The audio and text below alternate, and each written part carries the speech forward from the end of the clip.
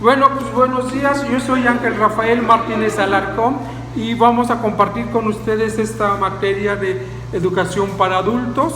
El Instituto El IBES me ha invitado por segunda vez, esta materia que es la segunda vez. El año pasado por esas mismas fechas también coincidimos y yo estoy muy contento porque entran ustedes estamos rompiendo este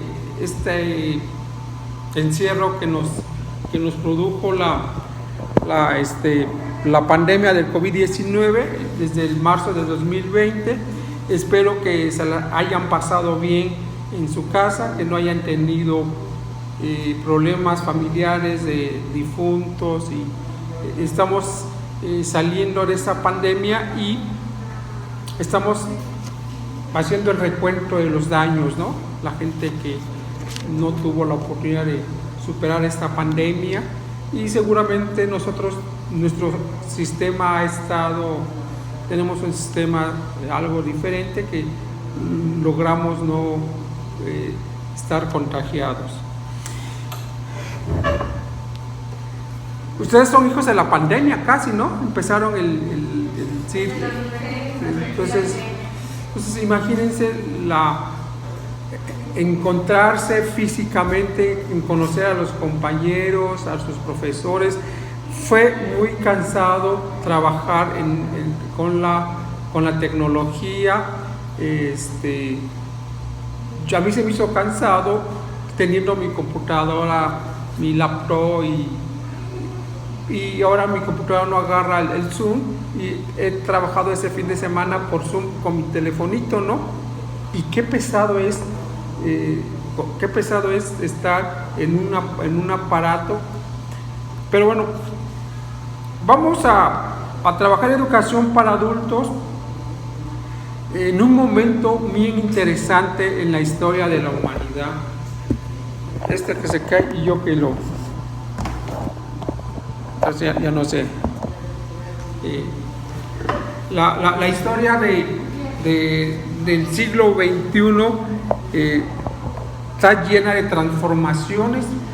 ¿Quién se iba a imaginar que el 8 de septiembre del 2022, en plena fiesta en Tlacolula, a Isabel II de Inglaterra se fuera a morir después de 70 años de ser reina? Marcó muchísimo la reina Isabel.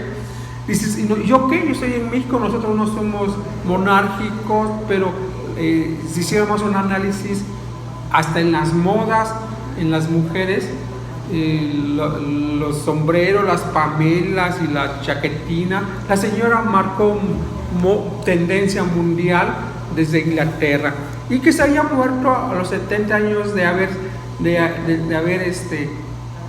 asumido el trono. Ha habido muchísimos memes en relación a esto, y todos los que faltan. Y bueno, también a nivel nacional cambia la Secretaría de Educación Pública. El gobierno federal hace un enroque. Delfina deja la Secretaría de Educación Pública y entra otro personaje del equipo del señor presidente, un personaje que lamentablemente también ha sido mofa en las redes sociales por la incapacidad que representa el cargo. La señora, ¿no? ¿De qué sirve que las dos últimas secretarias de Educación Pública hayan cursado la escuela normal o la Universidad Pedagógica Nacional, si toda su vida se dedicaron a la grilla, ¿no? La Secretaría de Educación Pública ha tenido glorias desde hace 100 años, desde su fundador José Vasconcelos en 1921. José Vasconcelos es uno de los grandes maestros, filósofos, intelectuales que ha dado este país. Y que si yo a ustedes les pregunto, ¿conocen a José Vasconcelos? ¿Conocen su obra?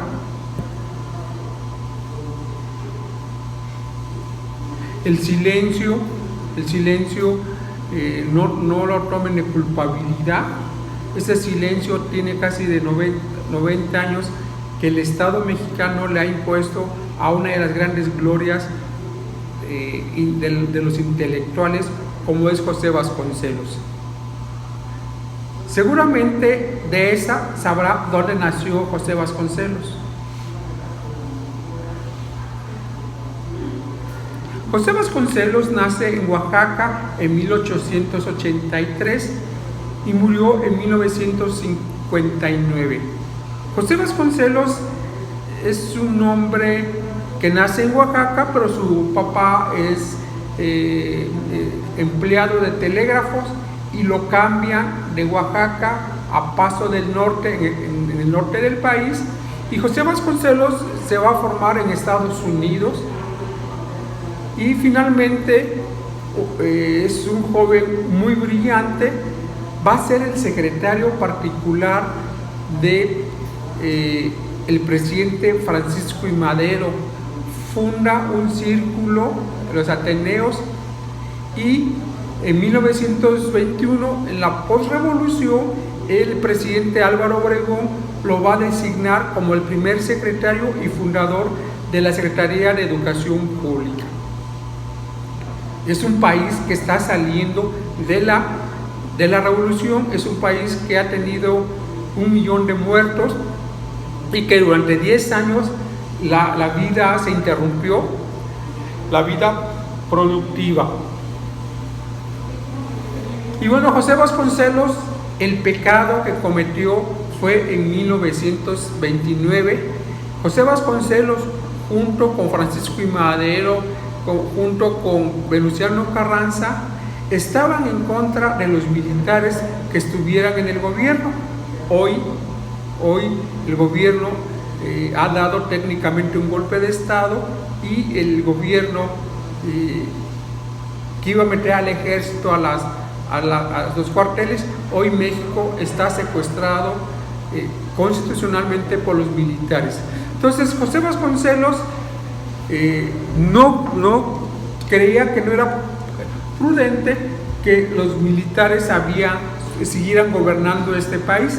En el siglo XIX el país estuvo gobernado por militares, quitando la presidencia de Benito Juárez, de Sebastián Lerdo de Tejada y de otros, pero la mayor parte fueron los militares quienes gobernaron o les gobernaron este país. José Vasconcelos en 1929 se lanza como candidato presidencial. Esto enojó mucho al presidente en turno. ¿Alguien sabe quién era el presidente en 1928?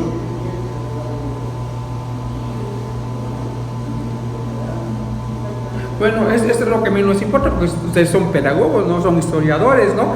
En 1928 el presidente era Plutarco Elías Calles, un hombre, un maestro, pero con la revolución se transformó en militar y molestó mucho que José Vasconcelos moviera las conciencias de los mexicanos para votar en su favor, y bueno, no logró la presidencia. José Vasconcelos fue rector de la Universidad Nacional Autónoma de México, fue el autor de la frase universitaria: por mi raza hablará el espíritu, ¿no? José Vasconcelos sale exiliado del país, se va a Francia, regresa y en su último periodo de vida fue el director de la revista Timor. Timor es una revista de circulación nacional y que era el órgano del Partido Nacional Socialista, era el órgano de la revista de los nazis en México. Entonces los gobiernos revolucionarios, a partir de Calles y hasta el día de hoy, hablar de José Vasconcelos no nos gusta, y no nos gusta por la grilla, no nos gusta por huele mal que haya sido opositor a la Revolución Mexicana, no nos gusta que haya participado con la revista nazi, pero bueno, son las trayectorias. Tiene libros, tiene Ulises Criollo, que a lo mejor lo leyeron en la secundaria o en el bachillerato, tiene una historia de México que tampoco, y bueno, Otra de las obras maravillosas de José Vasconcelos, en 1929, él se dio cuenta que era necesario fundar un partido de ciudadanos, no un partido como fue el Partido Nacional Revolucionario, el Partido de la Revolución Mexicana o el Partido Revolucionario Institucional. Y él visualiza un partido de ciudadanos. Y este partido va a tardar 10 años en echarse a andar. Se funda el 15 de septiembre de 1939. ¿Alguien sabe de qué partido estoy hablando?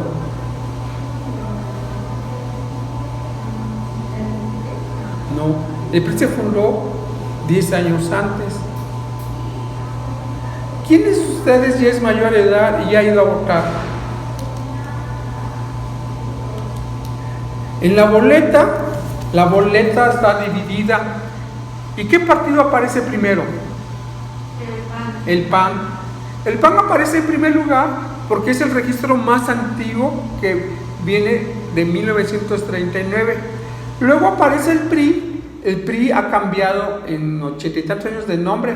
En 1929 era el Partido Nacional Revolucionario, 1936 el Partido de la Revolución Mexicana y en 1946 el Partido de la Revolucionario Institucional. Y después viene el PRD, que fue fundado en el 89, y todos los partidos aparecen en el orden, ¿no?, como se fueron fundando. Entonces, para que ahora que vayan a votar el próximo 2024 sepan por qué está así ordenada la boleta electoral.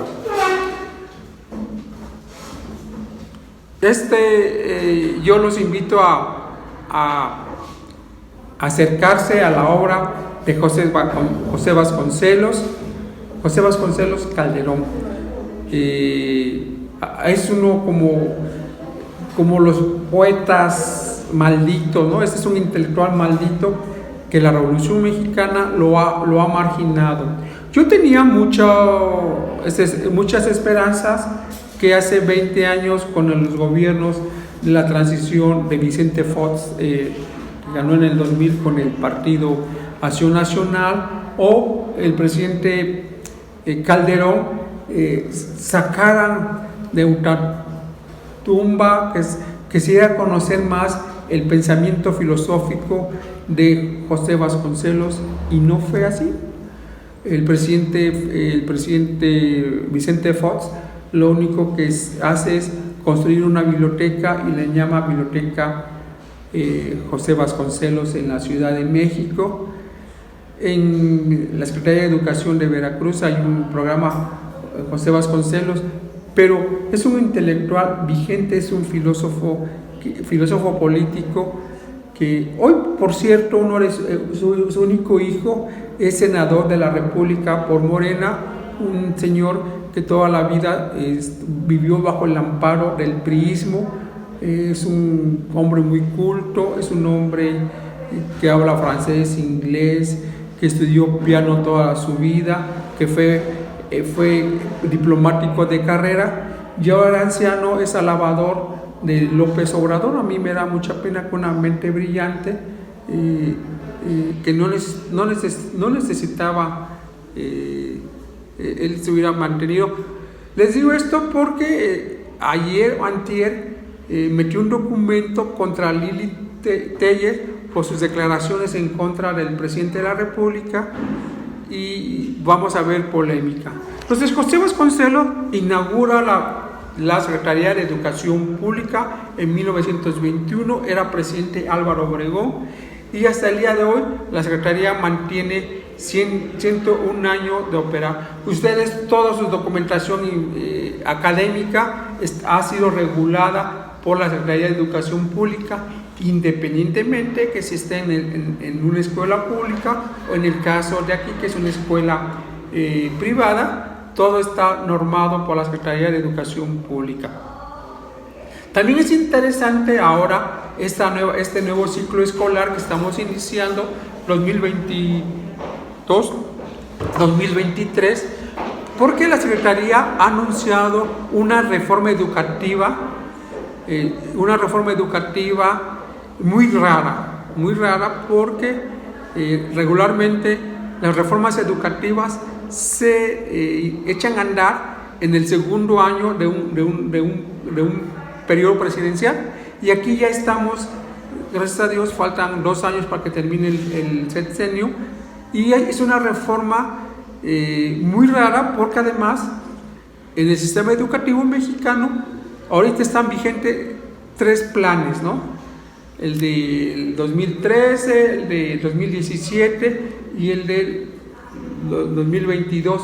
Ustedes son muy jóvenes, ustedes seguramente ya hicieron su primaria en el siglo XXI, ¿no? Todos son, aquí sí nos separa un siglo de diferencia. Ustedes nacieron en el siglo XXI, yo ya nací en el siglo XX. Entonces, hoy la Secretaría de Educación Pública no se le ve pies ni cabeza, es una reforma política más que educativa, y no sabemos las nuevas generaciones de niños a los que ustedes les van a dar clases seguramente. Es un caos. ¿Alguien de ustedes ha leído o ha escuchado algo de la nueva reforma educativa que se echó a andar este agosto de 2022? Que no van a reprobar a nadie. Qué coraje, ¿verdad? Sí.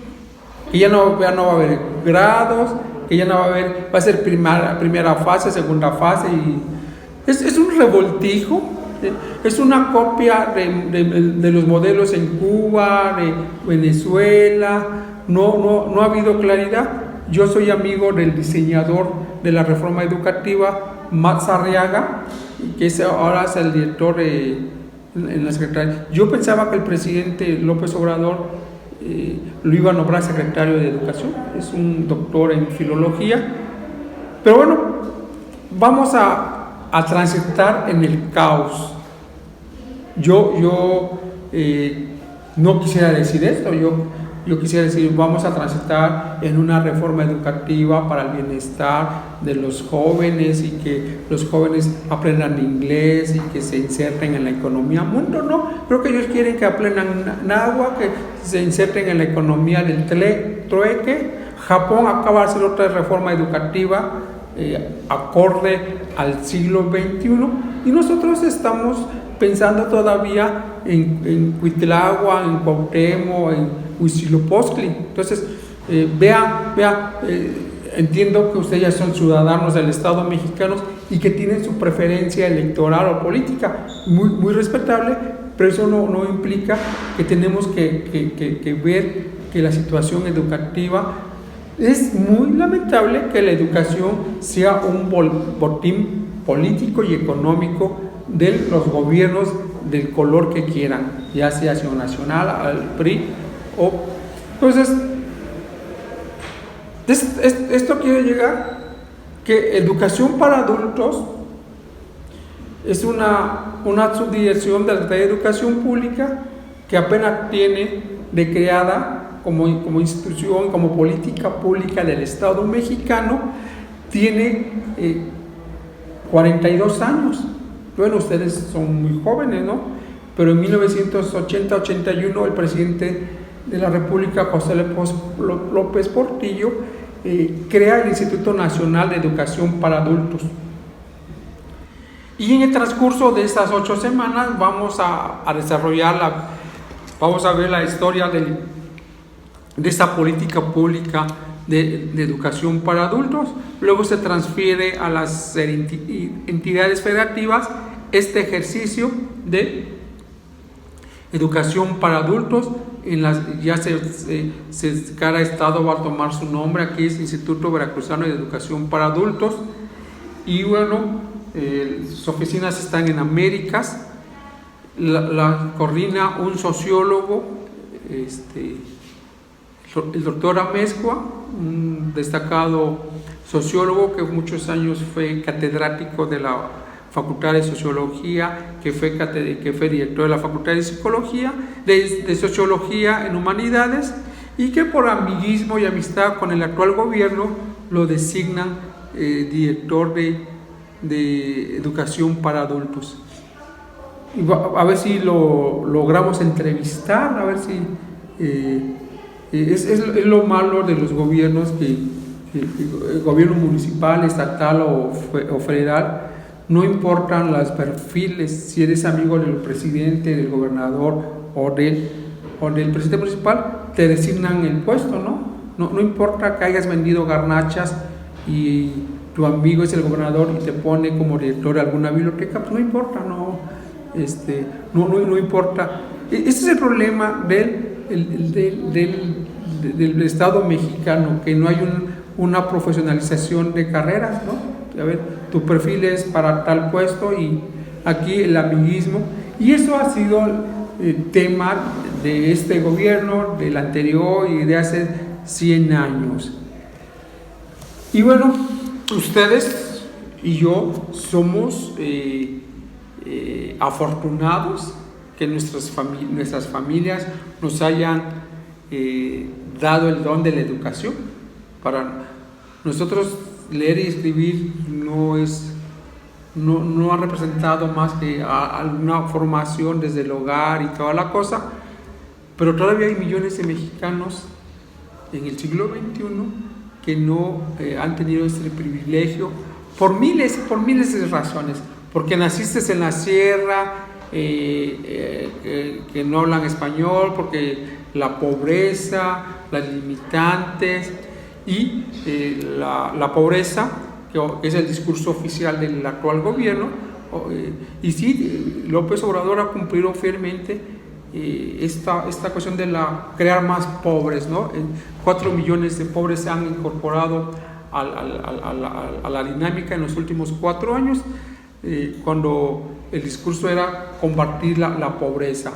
Entonces, ustedes no tienen cohete, para ustedes leer y escribir, pero si nos fuéramos de migrantes a Estados Unidos, a Canadá, ahí sí somos analfabetas, a menos que hayas llevado un curso de inglés, ¿no?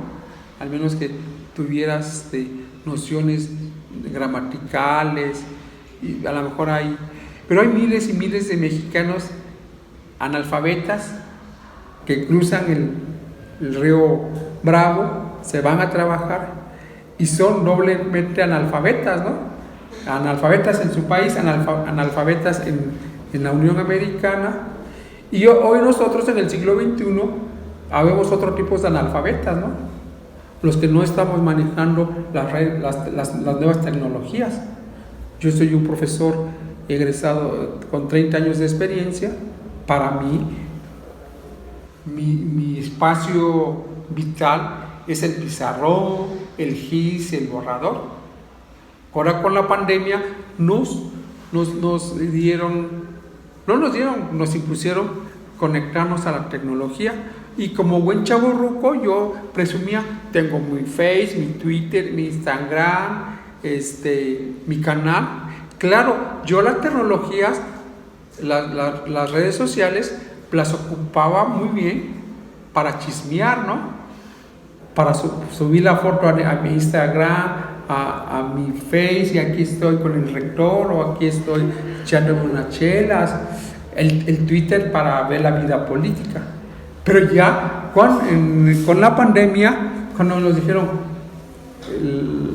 va a continuar la vida, te tienes que conectar, te tienes que el Zoom, no sé cuántas plataformas hay para a mí me costó mucho trabajo, y muchísimos maestros en el sistema educativo mexicano, mucha gente se jubiló, le tuvieron miedo a la tecnología, le tuvieron miedo, y bueno, yo ya después me acostumbré estos 2 años a trabajar en el Zoom y en el Meet, porque es que padre, estás en tu casa, no gastas en pasaje, no venías a consumir aquí en la escuela.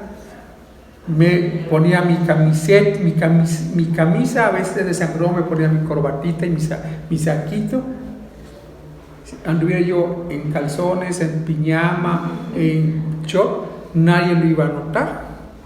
Y yo que odio los zapatos, pues yo feliz en chanclas, ¿no? Entonces dice, qué padre, ¿no? No salgo de mi casa, me conecto y muy bien. Pero sí fue cansado. Todo esto es para dar una introducción a esta política pública de educación para adultos. Es una política pública que está presente en el Estado mexicano y que lamentablemente no hemos abolido esta problemática que José Vasconcelos hace 100 años se dio cuenta. Ustedes todavía no habían nacido, pero en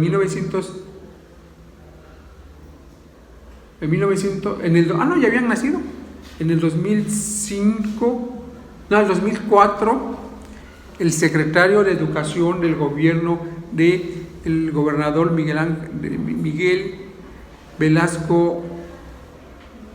Alemán Velasco, Juan Maldonado Pereira, secretario de Educación, puso en los 212 municipios de Veracruz una bandera blanca como señal que en Veracruz, en el estado de Veracruz, habíamos abolido el problema de los analfabetas. 2005. 15 años después, 16 años después, el año pasado, el Instituto Nacional de Educación para Adultos convoca a una jornada en Veracruz para echar a andar las brigadas para abatir los analfabetas de este estado. ¿Alguien sabe cuántos analfabetas hay en el estado de Veracruz? No, ¿cuántos habitantes hay en el estado de Veracruz? Somos cerca de 8 millones de pobladores. 500,000 veracruzanos no saben leer ni escribir. Aquí nos vamos a enfrentar también a una política, ¿Cuántos analfabetas conocen ustedes?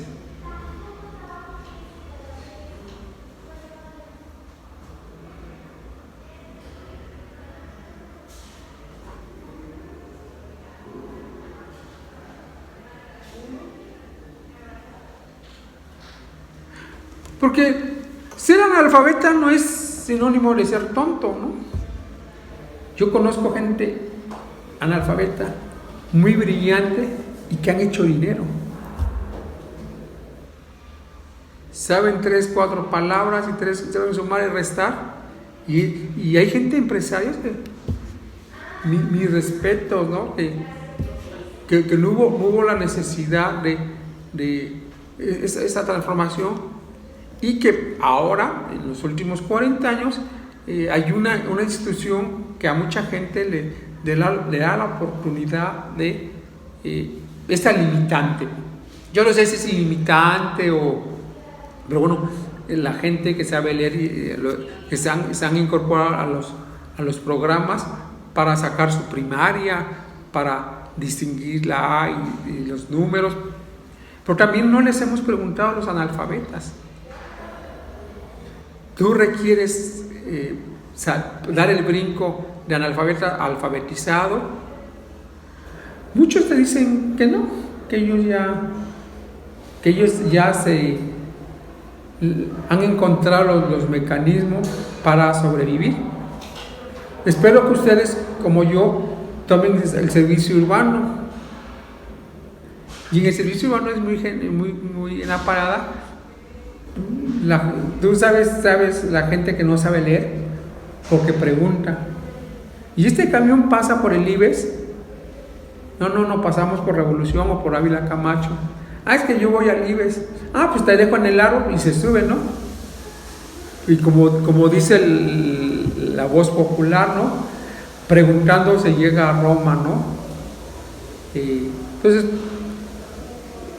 yo los voy a invitar a que busquen a un analfabeta, que practiquen con ellos, ¿no? Y muchas veces los tenemos en nuestras casas, nuestras abuelitas, nuestros tatarabuelitos, la compañera, la persona del servicio doméstico, ¿no? Que no, dígame. Bueno, en ese sentido de los permisos de ir al baño o que puedan ir al baño, estamos en la universidad, ustedes son adultos, no hay necesidad de los permisos. Eso era en la secundaria y en la primaria, porque los estaban formados, ¿no? Ahora ustedes son adultos mayores, entonces se paran y luego preguntan, ¿puedo ir al baño? Yo no sé si puedas. Te paras y te vas al baño. Pero continuando con estos adultos mayores o jóvenes que no tuvieron la oportunidad de tener una formación primaria, están trabajando. Yo quiero también que ustedes discutan, compañero José Antonio, ¿te había puesto a reflexionar qué significa ser analfabeta? ¿No? ¿Tú eres? Juan Antonio. Sí. Ahora sí te lo preguntan. ¿Te habías puesto a pensar qué significa ser analfabeta en este país? Sinónimo de que la gente te ve con cara de que eres ignorante. O ni te pela, ¿no? Fíjense que los analfabetas le pasa igualito que a los que no oyen, ¿no? A los que tienen problemas auditivos, a los sordos, uno los ve normales, ¿no? Uno no sabe si ya cuando los ves o que empiezan a hablar, ya tiene problemas. Pues así pasa, un analfabeta no se le nota, no sé, ahí va un analfabeta.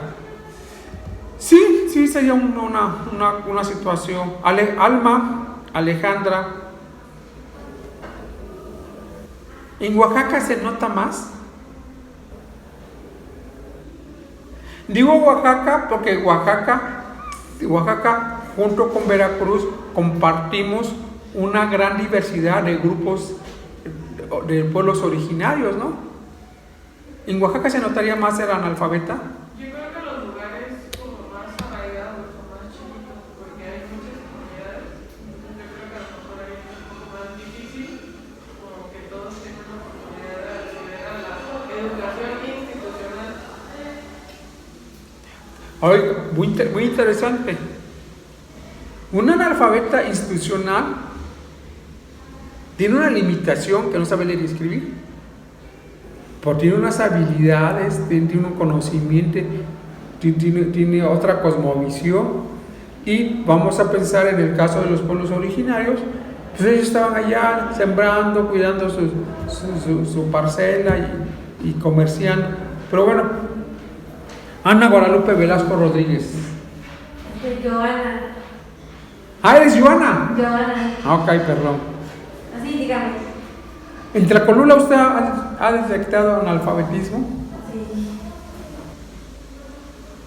Sí. Y seguramente porque ha visto las pancartas del instituto y toda la oferta. Ajá. ¿Y ha platicado con un analfabeta? Sí.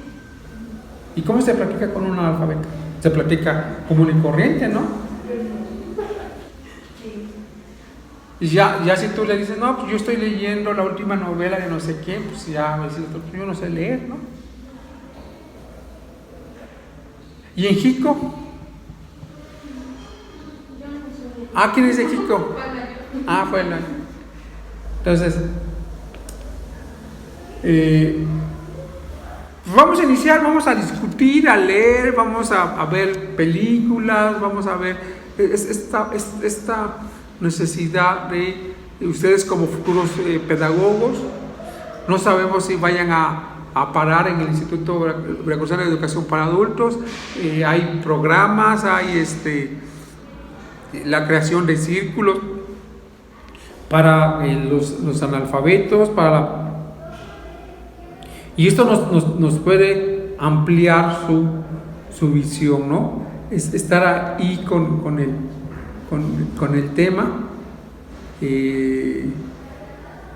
Yo hace poco, ahora en las vacaciones, tuve la fortuna a la nieta de 6 años introducirla al mundo de las letras a través de los materiales del Instituto Veracruzano de Educación para Adultos, ¿no?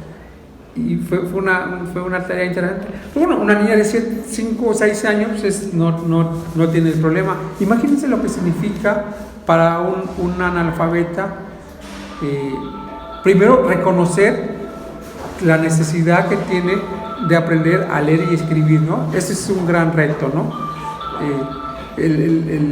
Que el ciudadano sepa sus limitantes y que haya un instituto, un organismo que permite que tu limitación pueda ser corregida, ¿no?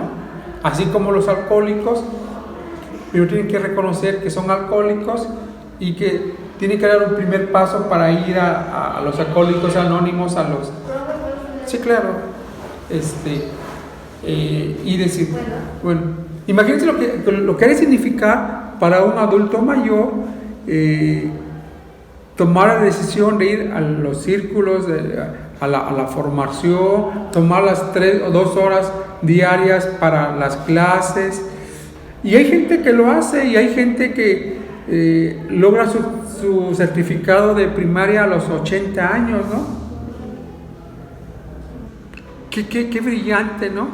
Y hay gente que dice, no, yo no soy para la escuela, yo no sé qué, yo no sé cuándo, ya me veo como alumno. Pero si no se ponen la traba. Ustedes tampoco lo conocieron, pero conocen la historia de Juanote. ¿No saben quién fue Juanote? Juanote es un cargador de Jalapa muy alto y que desde muy joven tuvo la necesidad de ser cargador. Y Juanote se hizo especialista en cargar pianos e instrumentos de los músicos de la Orquesta Sinfónica de Jalapa. Un hombre muy alto, muy honrado. Los dueños de Jalapa, desde las ánimas, lo mandaban a traer para que llevara el dinero al banco, ¿no? Juanote tenía el número 13 y se dio la oportunidad de ir a la escuela para adultos y por un problema con su compañero ya no regresó. Pero Juanote todos los viernes estaba puntualmente en el concierto de la Orquesta Sinfónica. Tenía un oído exquisito, no fue a la escuela de música y bueno, Juanote es el único no músico que la Orquesta Sinfónica le ofrece un concierto en su honor, que la Orquesta Sinfónica cuando fallece en 1989 le hace un homenaje. Los sinfónicos llevan el cuerpo del Juanote al Teatro del Estado y le rinden un homenaje a Juanote. Entonces, es genial, ¿no? Un hombre sin formación académica, un hombre honrado, trabajador. A mí me admiraba mucho que era un cargador, se ponía ahí en Enríquez, ahí está su placa junto a la Casa Olivier, y siempre muy, muy limpio, muy bien planchado, sus guaraches.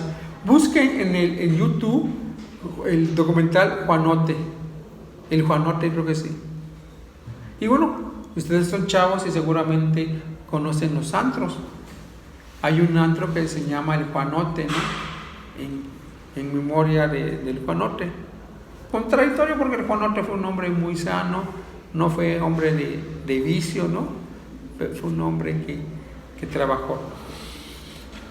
Y seguramente vamos a encontrar muchísimos y miles de ejemplos de casos de vida de personas que se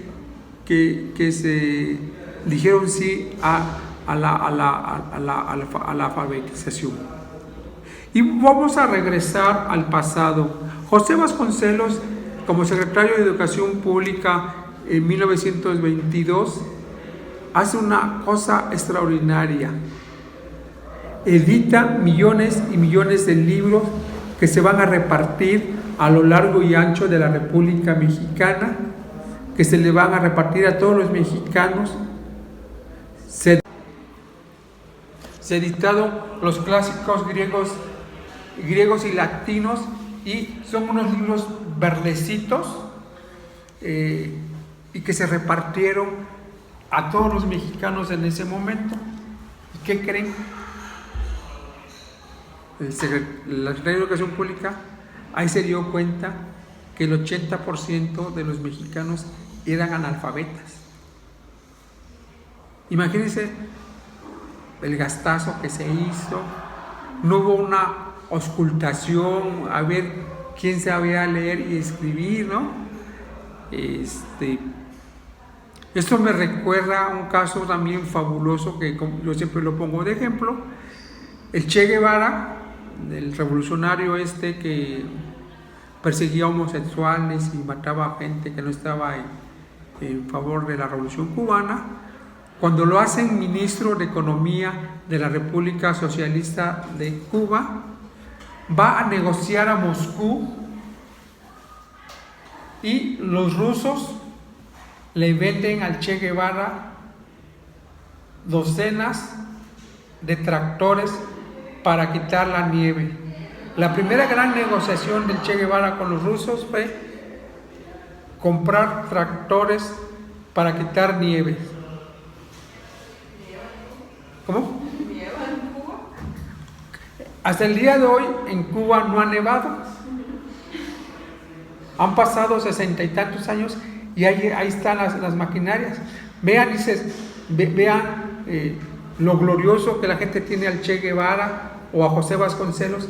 Y en este pequeño detalle, uno manda a hacer libros para un país que no sabe leer. El otro compra máquinas quitanieve para un país que no va a nevar. Entonces, pero bueno, vean luego las mentes brillantes también tienen sus problemas en ese sentido de ¿qué onda, no? Es como la Secretaria de Educación Pública, la nueva, ¿no?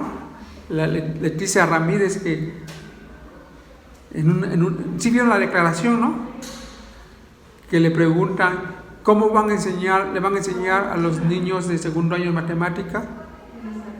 Dice, esto no puedo contestar. La Secretaria de Educación Pública, ¿y cómo le han hecho memes y le han hecho bueno, la señora tiene razón, ella era la portera en presidencia para ir a las mañaneras, ¿no? Hace 40 años pasó por la normal, hace 35 años estuvo frente a un grupo, pero en los últimos 30 años ha sido admiradora de López Obrador. Entonces, pues sí, ahí sí le... Entonces, nos tenemos que divertir con educación para adultos. Ojalá que ustedes tuviéramos la oportunidad de diseñar una política pública en favor de educación para adultos.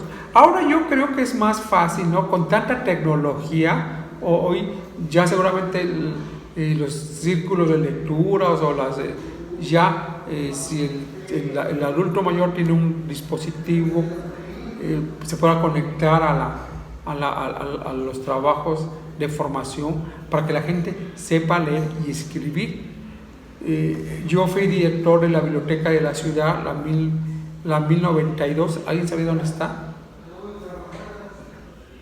La que está en Juárez y Alfaro. Esa biblioteca todos los años se les daba permiso a los capacitadores del IBEA, y era muy bonito los fines de semana ver a la gente adulta, a los jóvenes o a los de la tercera edad que iban a sus clases, ¿no? Ver a las señoras de 70 años, 75, que así como ustedes se aguantan las horas y horas aquí para las clases, así las señoras se tenían en esos cursos. Y José Vasconcelos de José Vasconcelos, vamos a ver que todos los presidentes de la República, vamos a empezar con Álvaro Obregón, Plutarco Elías Calles, con Abelardo, Emilio Portes Gil, Pascual Ortiz Rubio, Abelardo Rodríguez, Lázaro Cárdenas, Manuel Ávila Camacho inicia una jornada extensa de alfabetización. Miguel Alemán, Ruiz Cortines, Gustavo Díaz Ordaz, Luis Echeverría y José López Portillo. En cada gobierno hubo políticas públicas en favor de los ciudadanos que no sabían leer y escribir, y es justamente el presidente José López Portillo, quien fuera presidente de 1976 a 1982, quien instituye el Instituto Nacional de Educación para Adultos. Todos los anteriores presidentes tenían jornadas, ¿no? Tenían mucha situación para fortalecer, pero ya que haya una institución expresamente dedicada a diseñar, a programar, a alfabetizar a los adultos, y dentro del programa hay subprogramas. Hay un subprograma que está alfabetizando a los adultos y a los niños campesinos que están en la zafra, ¿no? Cuando yo digo zafra, ¿a qué me estoy refiriendo?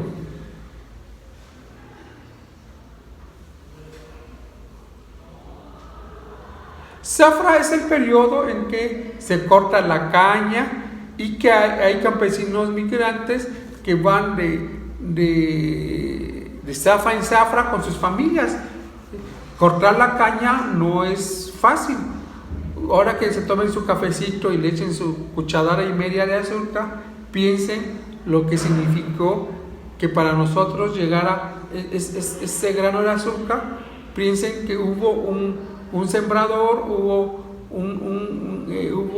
alguien que cortó a machete la caña, que la llevó al ingenio para procesarla, y que a nosotros ya nos llega muy bonita la azúcar, ¿no? Blanca, y si nos vemos exquisitos, que la queremos negra, ¿no? La cafecita. Entonces hay programas propios para todos estos niños que no viven fijamente, que andan como judíos errantes con su papá, y allá va el instituto a capacitarlos a los niños. Estos últimos 42 años, que ya es una institución, el Instituto Nacional de Educación para Adultos, sigue trabajando. Yo no sé, somos 130 millones de mexicanos, y creo, ahorita no tengo el dato actualizado, son como 4 millones de mexicanos que no saben leer y escribir. Si somos 130 millones de mexicanos, son como el 5%, si fueran del 10% serían 13 millones de mexicanos. Sí, más o menos como un 5% de mexicanos que no saben leer y escribir, y que está a lo largo y a lo ancho de los 2 millones de kilómetros cuadrados que tiene la República Mexicana, con sus 32 estados, con sus 2.500 municipios.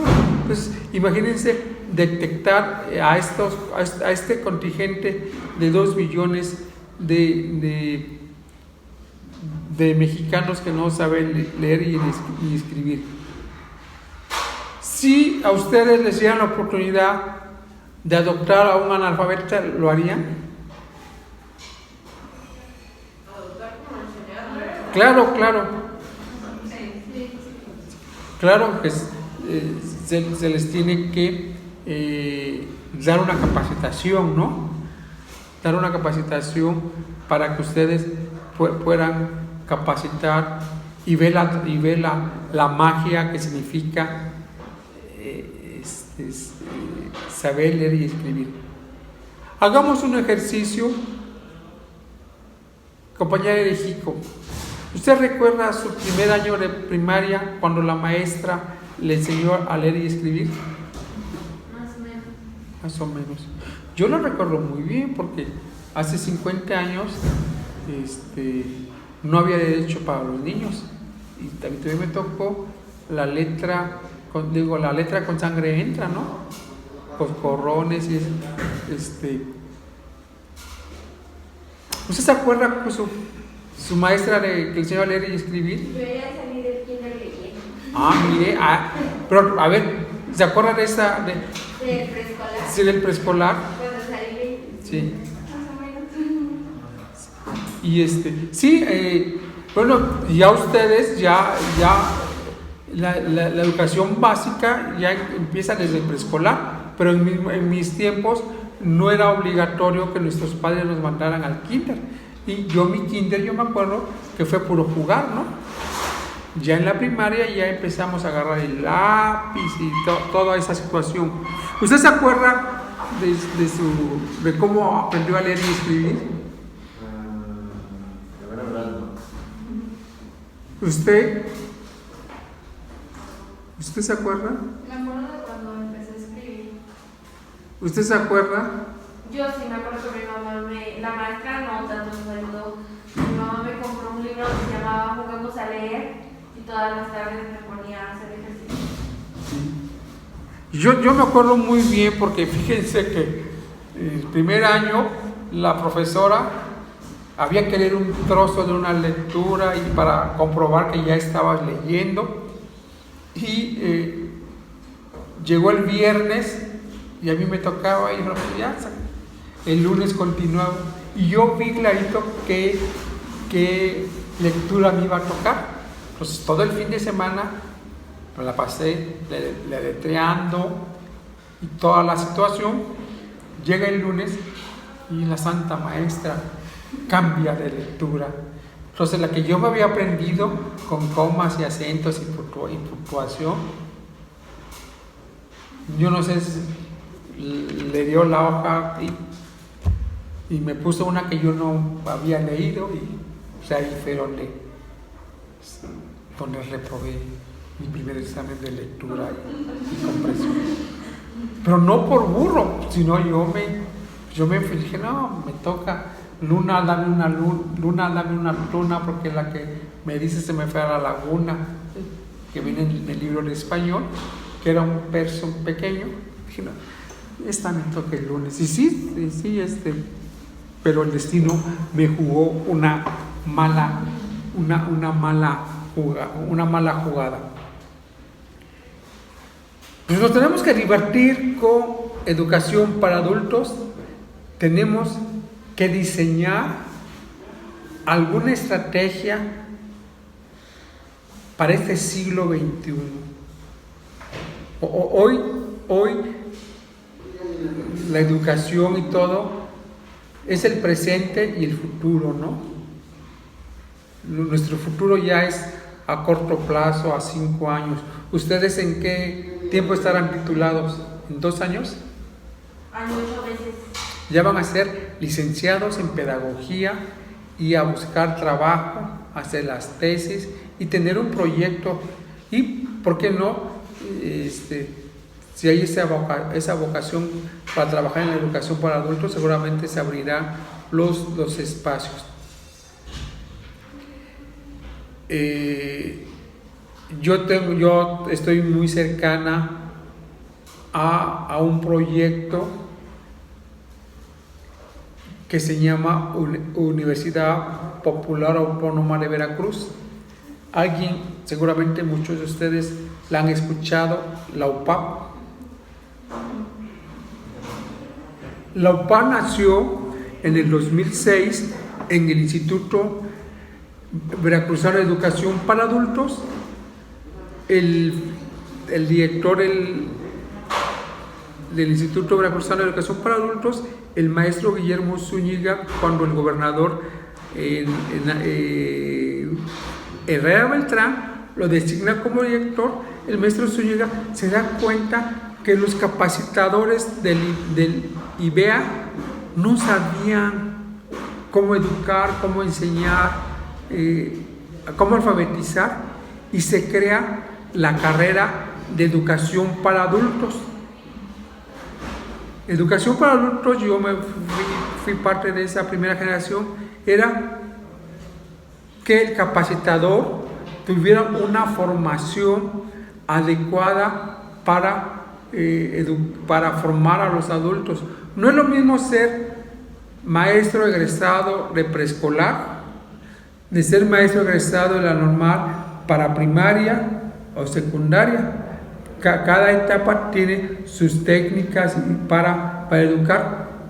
Y bueno, tuvimos muchísimo éxito con la Escuela de Educación para Adultos, oficinas centrales del Instituto Nacional de Educación para Adultos. Le dice al maestro Zúñiga: maestro, estás equivocado. Los objetivos del instituto es alfabetizar a los que no saben leer y escribir, y no crear una universidad para la gente que es los asesores solidarios. Y de ahí sale del IBEA, nos transformamos en IBES, que tuvimos choques con el IBES que había fundado ya nuestro amigo el doctor Luna Escudero, y viene en el 2010 el cambio de gobierno, y el gobernador Javier Duarte de Ochoa, el 1 de diciembre del 2010, anuncia la creación de la Universidad Autónoma de Veracruz. ¿Y qué creen? La carrera pionera ya no apareció, ya se cerró esta situación, pero hubo una generación de veracruzanos que fueron preparados ya con la cuestión rigurosa para ser los profesores de los analfabetas. Jóvenes, yo quiero que pregunten, que interrumpan, porque si no me siento que estuviera yo en las mañaneras, porque la voz la tenemos todos, ¿no? Entonces, sí, no voy a salir con complejo de dictador mañana, yo no. ¿Algún comentario, alguna?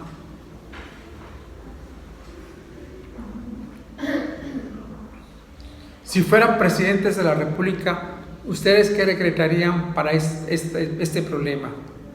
Porque además la gente sigue naciendo, nos seguimos reproduciendo, y no sabemos en el 2030 cuál será la población de analfabetas, ¿no? Y si la analfabeta quiere ser analfabeta y es feliz, ¿por qué el Estado la tiene que obligar a aprender a leer y escribir? También tenemos que pensar esto, ¿no? Tenemos que pensar, bueno, Pero es que se asocia con que tienen una desventaja, ¿no? Entonces supongo que sería como para emparejarlo. Sí.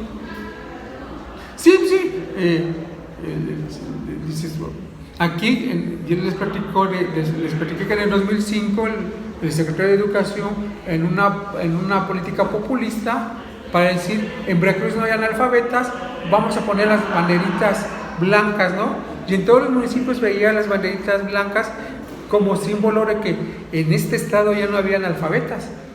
¿Y cómo es posible que 15 años después el instituto tenga una política para abatir el rezago educativo y ofertar una educación a la gente que no sabe leer y escribir? Y bueno, yo los invito. ¿Algo más, compañeros?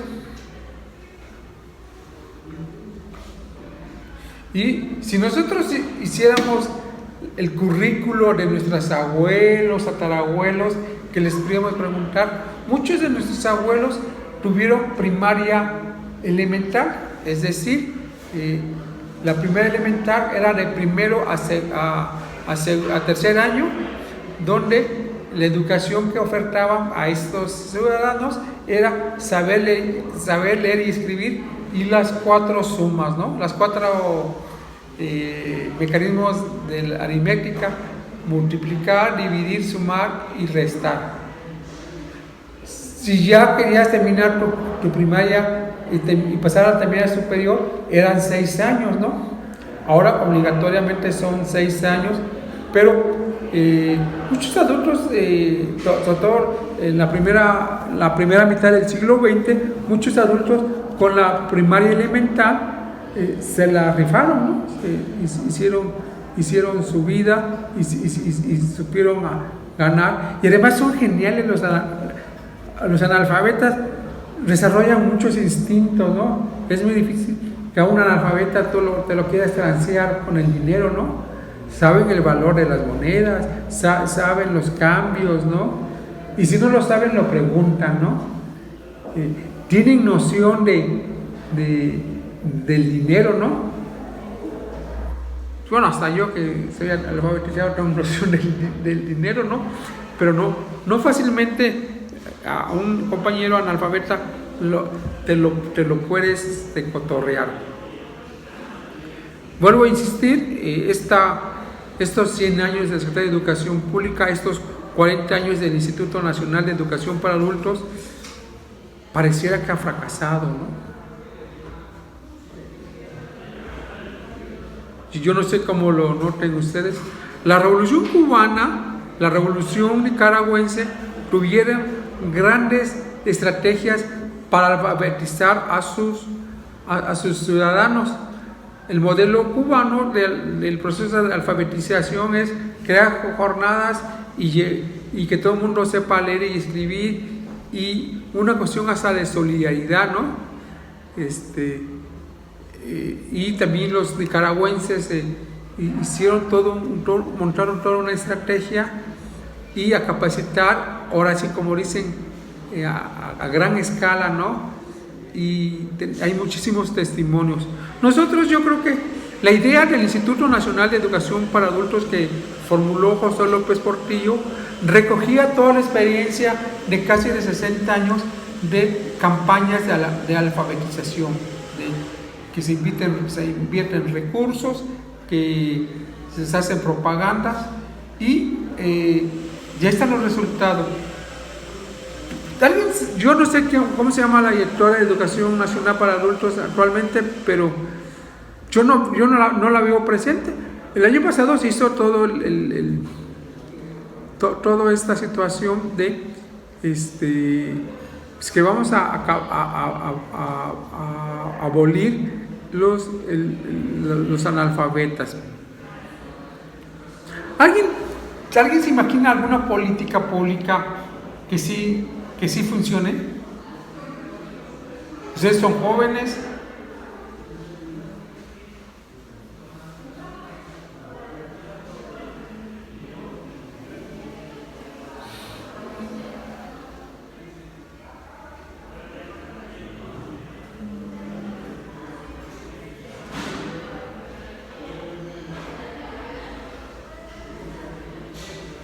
Porque además, ahora el adulto mayor, hay que plantear que el adulto mayor que va a llegar a estos cursos, a lo mejor está perdiendo dinero, ¿no? A lo mejor dejó su puesto, a lo mejor se trasladó, pagó camión, o esas 2 horas que puede estar descansando, la está invirtiendo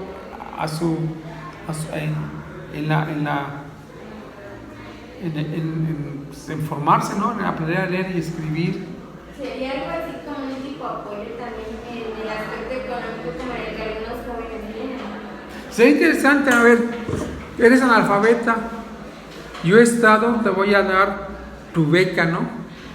Pero que me garantices que sí estés estudiando y que al terminar el curso me entregues tu certificado que ya estás alfabetizado, que ya te dieron el certificado de primaria. Sería una muy buena estrategia, ¿no?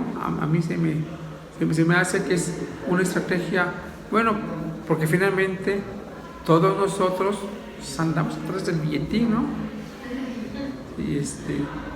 Y bueno, si el Estado mexicano que tiene recursos, ¿por qué no invertir? A ver, hacemos nuestro censo. Luego la burocracia, ¿no? A ver, Juanita Pérez, te vamos a dar tus 1,200 mensuales, pero me asistes a tus 20 secciones del mes, ¿no? ¿Y por qué no ver tus avances, no? Pues yo asisto, pero no a ver tu informe de avances. Esta semana aprendimos el abecedario, esta semana las vocales y ya sé identificar la A, la B, A, E, I, O, U. El burro sabe más que tú, cantaba la canción con un borrito como tú, ¿no? Y además, si nos vamos a las redes sociales del YouTube, vamos a encontrar muchísimas actividades para alfabetizarnos. ¿Ustedes cómo andan en el inglés? No nos gusta, ¿no? A mí tampoco me gusta y por más que veo videos y no se me da el inglés porque estoy flojo. Y dices, pues yo ya no pienso cambiarme de residencia, no pienso irme de mojado o de... Sí, el inglés ahí mientras yo lo que tenga que él lo adivine. Pero qué tal escuchamos música en inglés, ¿no? Y luego los ingleses, ¿no? Con su inglés tan peculiar, y los norteamericanos con su inglés peculiar, y el tejano con su... Cada nación tiene su tema de cómo abordar el inglés. Entonces, educación para adultos va a ser un reto, nos tenemos que divertir, nos vamos a llenar de información, de estadísticas y de conferencias porque además el problema no es de México, el problema es mundial. La UNESCO tiene muy bien catalogado estos imagínense cuántos analfabetas no tendrá Estados Unidos. Gente que no habla el inglés, que no lo escribe, gente de todo el mundo, ¿no? Uno piensa en migrantes nomás en nosotros los mexicanos y los centroamericanos, pero les llegan vietnamitas, rusos, ucranianos, africanos, haitianos. Yo tuve la oportunidad de conocer a inmigrantes de Vietnam en Los Ángeles, y cada nación tiene tiene enfocados sus destinos. Los vietnamitas en Los Ángeles tienen dos actividades fundamentales: ir a la pizca del campo, o ser las que pintan las uñas, ¿no? Entonces hay una serie de salones de vietnamitas que se pintan las uñas, y preguntaba yo por qué estos vietnamitas estaban compitiendo en los sembradíos de tomates con los mexicanos, y los dueños de las extensiones nos decían que la mano del vietnamita no es tan tosca como la mano del indígena oaxaqueño que está en el campo, ¿no? Entonces, para cortar el tomate hay toda una técnica, ¿no? Y entre menor tengas pequeña la mano, el tomate menos se va a maltratar, ¿no? Entonces, en cambio la mano del mexicano es un poco más tosca, maltrata la planta. ¿Esto quién lo va a saber? Más el productor, ¿no? El productor. Entonces, imagínense cuántos millones de analfabetas. Ha de ser muy, muy grande este espacio educativo. Ya soy de migrante, ya soy de ilegal, estoy esperando mis papeles a lo largo y ancho de los Estados Unidos. Yo no sé cuántos millones tendrá que no hablan inglés, y además que son de todo el mundo, ¿no? Que son España recibe miles y miles de refugiados y de migrantes de Marruecos. Marruecos, ¿saben si lo ubican? Marruecos, que es un reino que está en África subsahariana y que ellos migran a España en una primera instancia es España, pero ellos quieren migrar a Alemania y España está lleno de marroquíes que no hablan castellano, que no leen castellano, pero hay muchas ONG que están canalizando su labor para que esos marroquíes aprendan a hablar español y escribirlo. Y es interesante, sobre todo en la zona de Andalucía, donde llegan estas ONGs apoyando.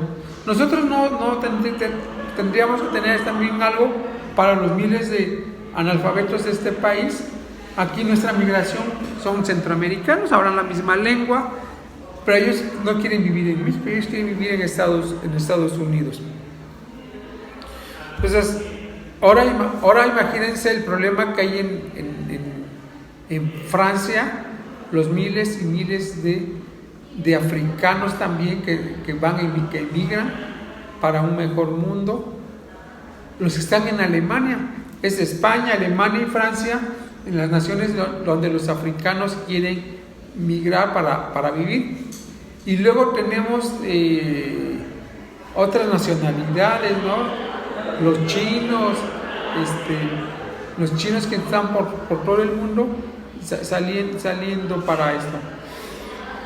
Y bueno, vamos a ver 2, 3 películas que a lo mejor ustedes ya vieron.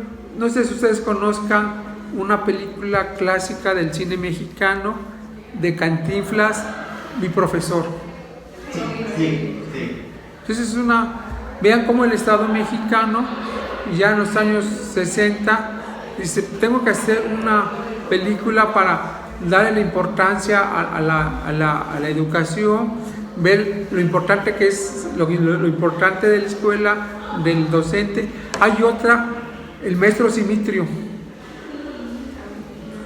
que es un poquito más vieja, pero ya el Estado a través de el maestro Simitrio. Y fíjense que el Instituto Nacional de Educación para Adultos en los años 85 tuvo cursos de alfabetización vía la radio. Entonces, la radio, que para ustedes ya debe ser un instrumento raro, pero que todavía escucha, millones de mexicanos tuvimos la oportunidad de tener un radio o que nos hiciera acompañar una radio, y el Instituto Nacional de Educación para Adultos echaba sus programas de alfabetización para adultos por las tardes, ¿no? Entonces había luego se perdió esta, pero era un instrumento bien interesante, la radio, ¿no? Es un aparato que todo el mundo lo tiene, y que podrías estar en tu casa cómodamente escuchando y haciendo los ejercicios. Creo que también se hizo algún ejercicio con la televisión, algún ejercicio se hizo, pero hasta ahí. Y ahora con toda la información, seguramente vamos a tener, ahora ver videos en YouTube, ahora ver los módulos, cómo enseñar a leer y escribir, los avances. Ahora es más fácil, ahora más falta que la voluntad del individuo diga, sí me voy a abolir ese rezalgo que tengo y me voy a conectar al canal de YouTube para los cursos que oferta el instituto y abolir. ¿Alguien recuerda cuál fue el premio en su hogar cuando aprendieron a leer y escribir? Ninguno. Felicidades, es tu obligación. Seguramente que sí. Yo lo recuerdo muy bien porque en mi casa, cuando ya aprendí a leer y escribir, me hicieron una gelatina de multicolores.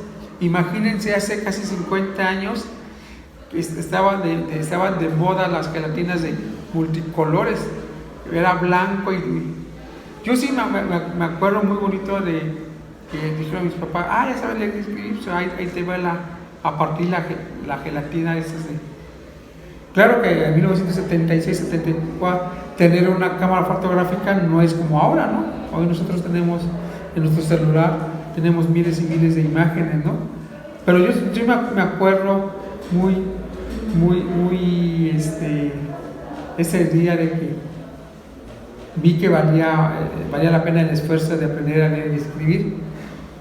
Claro, mi caligrafía es pésima, ¿no? Yo tengo letra de doctor y hace como 10 años me he recomendado para corregir mi caligrafía utilizar la pluma fuente. La pluma fuente me obliga a escribir bonito. Traigo una pluma fuente corriente porque las finas se pierden. Esta de 15 pesos no duele, ¿no? No duele que se me pierda. Ya está golpeada, ya está. Y eso hace que haga una caligrafía. Si me voy con el lapicero, pues ya me siento médico. Pero como tengo que cuidar el punto de la pluma si no la echo a perder, y eso me facilita tener una buena caligrafía. Jóvenes, ¿y ustedes qué esperan de este curso? Los escuchamos. Le digo que ya me siento en la mañanera.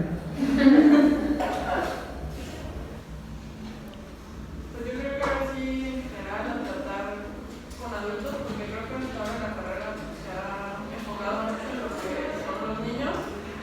Llevamos una materia del adulto mayor, pero a ciencia cierta no hemos visto nada de como el desarrollo, como llegarle a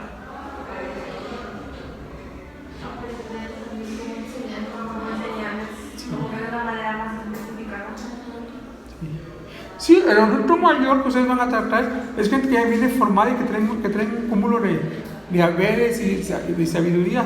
Nomás tienen ese pequeño problema que no.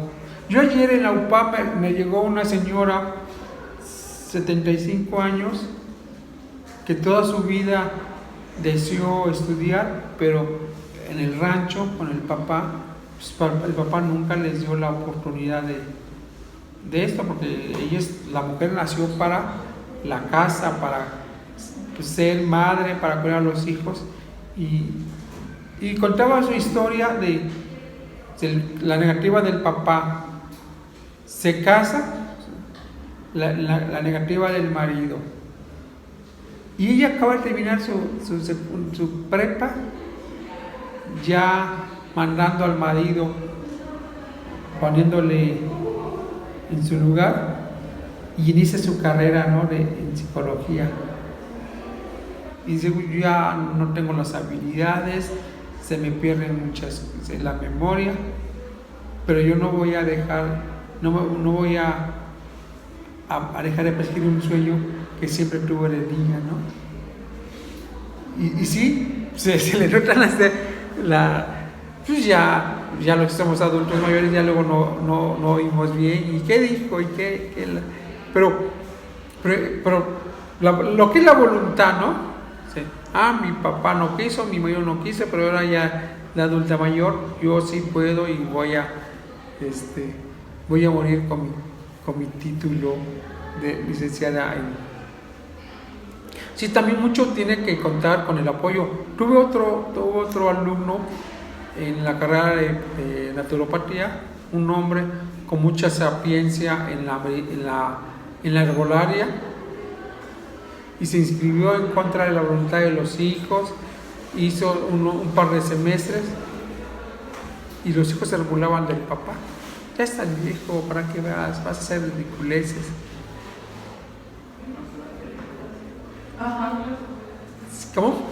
Vimos una película relacionada con lo que usted nos está diciendo. ¿Cuál vieron? Sí, por una del señor ¿cuál era? Algo así. No, yo tampoco. Ya no se había dicho. ¿El meses? ¿No se había dicho? No, pues esa no. Es italiana. No. ¿Dónde va? Es mexicana, creo que sí. Sí. Tenía que ver con un libro, ¿no? Por eso les digo que porque no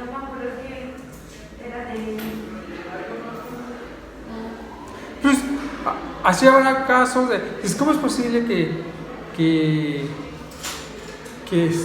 los hijos, en lugar de apoyar al anciano, le cortaron las alas, ¿no?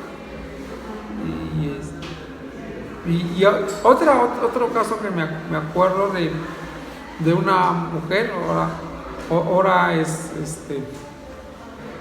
divorciada y ya los hijos estudiaron y le quedan 2 hijos, ¿no? Y inició también su carrera y ahora están compitiendo la mamá y los dos hijos menores, ¿no? Que parece interesante esta parte de que en el hogar, ¿no? Que la mamá también vaya a la escuela, que se presumen si los reprobaron es hacer muy, muy interesante la dinámica. Jóvenes, entonces vamos, este es el primer día. En la plataforma ya pueden poner su asistencia. Todavía nos faltan ¿cuántos minutos? ¿O ya? ¿A qué horas tienen? Faltan 20 minutos, ¿no?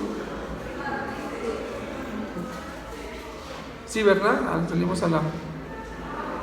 Entonces, la asistencia, por favor, ahí en la plataforma. Mi nombre es Ángel Rafael Martínez Alarcón. Ahí está todos mis datos en la plataforma. El correo, soy el pi 1140@ibe.edu. Y vamos a trabajar hasta el 26 de octubre, ¿no? 28. Pero esta semana ya va a ser el examen final, ¿no? Vamos a hacer un pequeño ensayo para acreditar la materia. También las asistencias son fundamentales.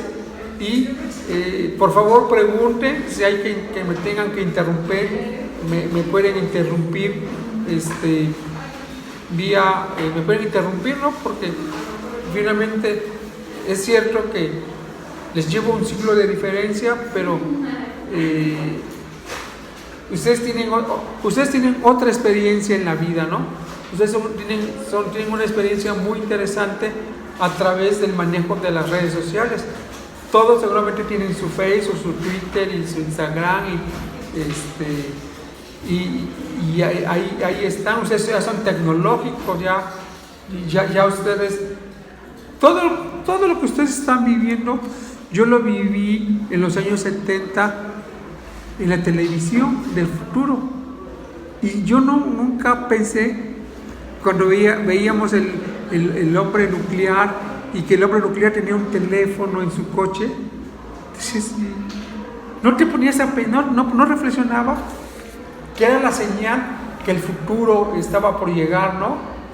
Y los supersónicos y todas esas cosas que para ustedes es muy normal, ¿no? Para ustedes, a ustedes como jóvenes del siglo XXI, ahorita ¿qué cosa les impactaría? Sería esto, ¿no? Imagínense que ahorita ya que tuviera un botón, que ya estuvieran en su hogar sentados y que su mamá les estuviera sirviendo la sopa caliente y que con otro botón regresaran al IBEX sin pasar en subir, bajar a lo mejor eso sería lo interesante. Pero sí, somos una generación que estamos como en 1453. ¿Alguien sabe qué pasó en 1453? 1453. Cuando se inventa la imprenta en ese año, transformó la humanidad. Imagínense el impacto que tuvo en las órdenes religiosas, que ya no iba a haber un ejército de copistas, estos monjes que se pasaban copiando toda la vida los libros, ¿no?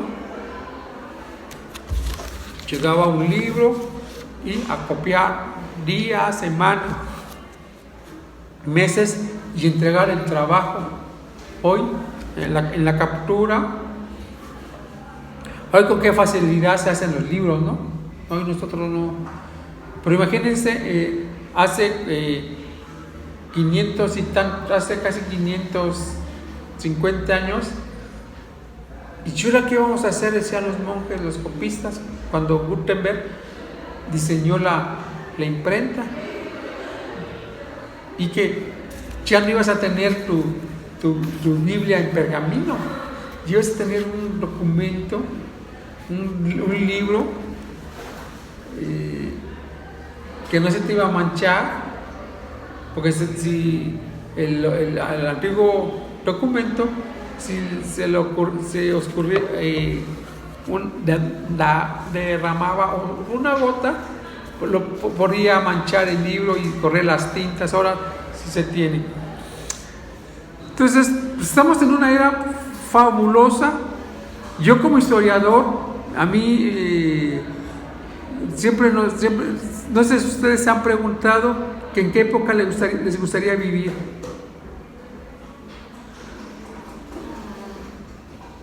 ¿A usted en qué época le gustaría vivir?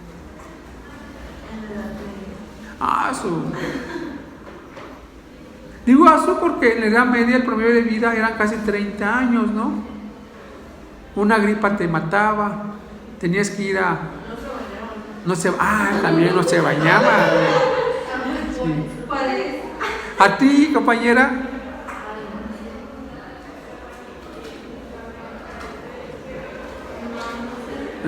¿A ti, compañera? ¿A usted, perdón? Compañera, ¿usted? ¿En qué época le gustaría vivir?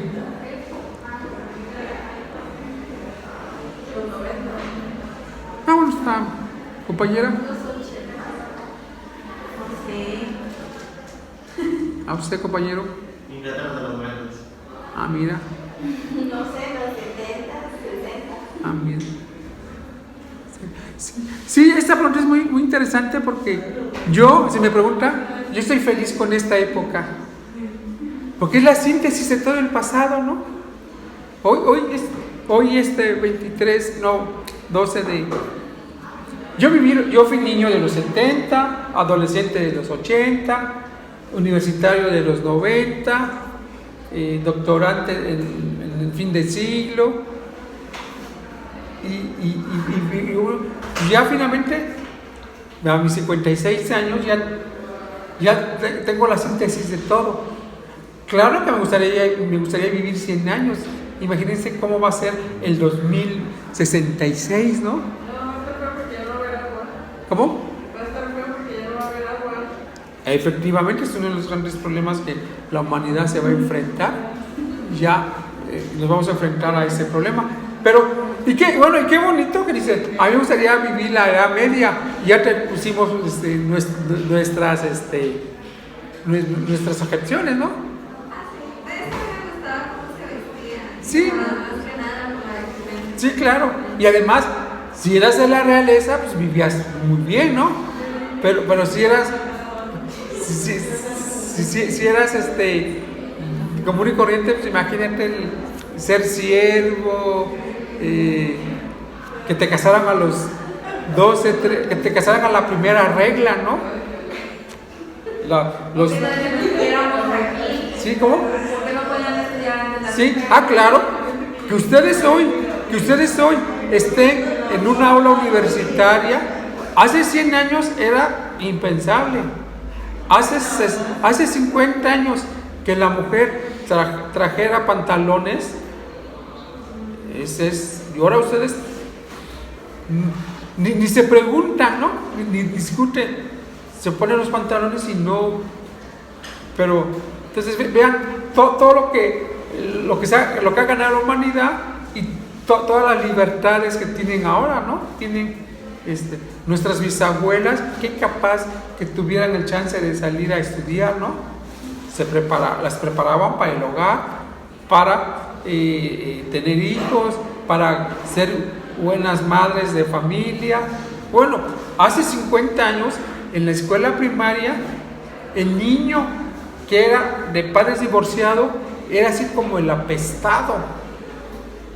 Ahora, en los salones de la educación básica, pues el 90% de los niños son de padres divorciados y no pasa nada, ¿no? Es más, le hacen bullying a los de que vives con tu papá y mamá. ¿Cómo? Si yo a mi papá lo veo los fines de semana y vivo con mi mamá.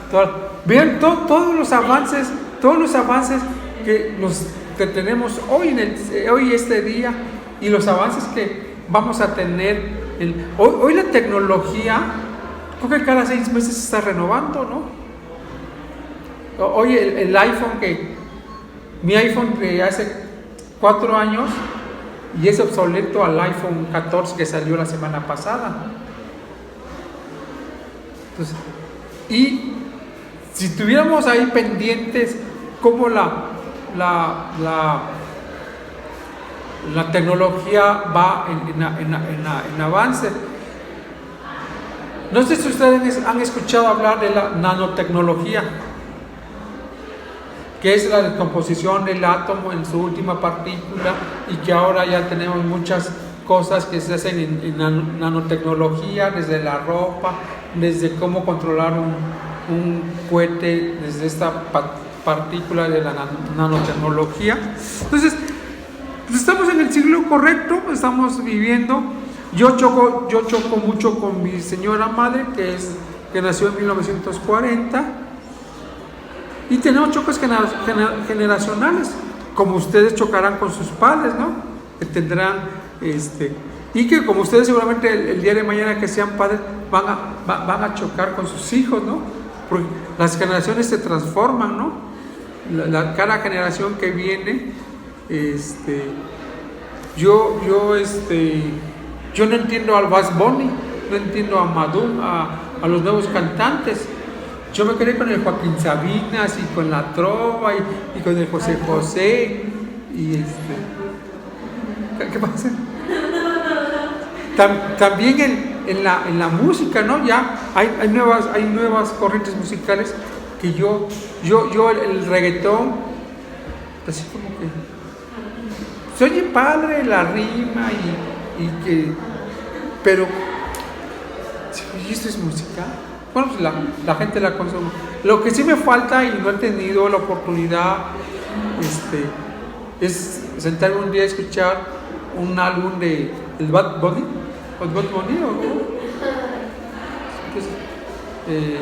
para ahí sí porque esta es la música de ustedes, ¿no? No lo escuchan. Porque yo los 80s que decía, yo lo estoy muy bien los 80 con los Enanitos Verdes, con Joaquín Sabina, con no sé qué, con no sé cuánto, y que Molotov, que era ya diablo. Pero ahora que canta, y bueno, yo ahora con tanta tecnología que cualquier tipo canta, ¿no? Que mezclan y que la consola y que no sé cuándo. Y luego escucha La Voz México y cantan las canciones de hace 50 años. Y dices, bueno, pues, no es lo mismo ser cantante en los 70 que ser cantante en el 2001. Jóvenes, pues ya nos vamos a dar 10 minutos o 5 minutos antes para... No sé ustedes cómo manejan estas... ¿Cómo han pactado sus 2 horas?